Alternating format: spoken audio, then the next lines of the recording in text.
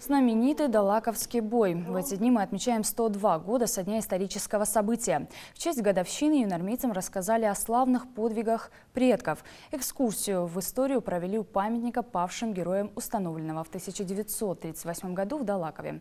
На внеклассном уроке побывала и наш корреспондент Хава Газикова. 2 февраля 1919 году Дегинские полчища подошли к селению Зилга. Один из самых кровопролитных боев в истории Ингушетии. Местный житель рассказывает подрастающему поколению, потенциальным защитникам Родины, о страшных событиях в Далаково.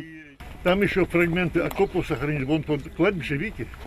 Там за ним площадка, это, значит, место сражения. Оно вошло в культурное наследие Республики Ингушетия. Вот это место боев. Воевали, дрались не только далаковцы. Далаковцам на помощь пришли кандыши, далаковцам на помощь пришли назрановцы, на помощь пришли курсанты с Владикавказа во главе с командирами.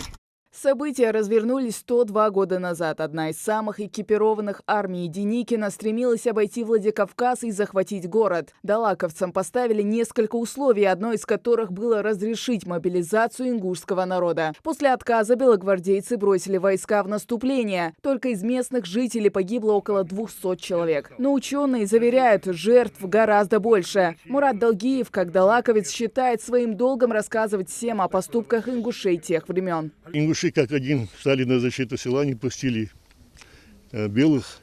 Они были разбиты на 9-й день.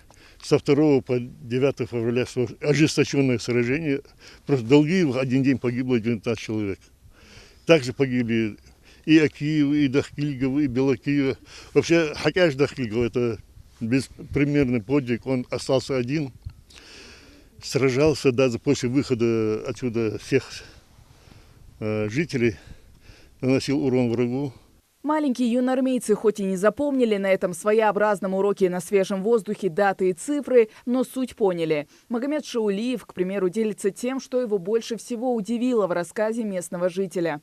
То, что здесь было большое количество людей, и из каждого города приходили разные люди. Мне понравилось, как рассказывал тот учитель о том, о гибели наших многих людей. Наши предки ради нас воевали. Они ради нас воевали, и мы должны здесь проходить и отмечать годовщину.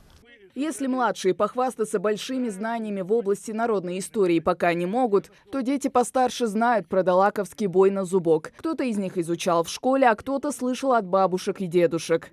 Я писала на эту тему доклад и в интернете рассматривала, а так я узнала, когда мы сюда ехали. Люди, которые там сражались, они были очень храбрые, смелые, они постояли за себя, за свой народ, сохранили свое село.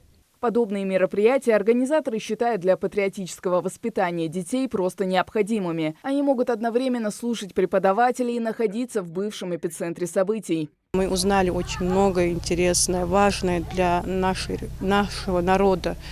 В эту ночь, которую проходили вот эти вот бои, это был очень ожесточенный бой, где погибло очень много наших родных людей, которые пали, наши же сыновья, отцы. Мужество, отвага и честь участников далаковского боя стал еще одним примером для юнормийцев. Подвиг храбрых воинов порождает чувство товарищества. Хоть герои пали, но их дела будут носить они, потенциальные защитники Родины. Хава Газикова, Адам Далаков. Новости 24.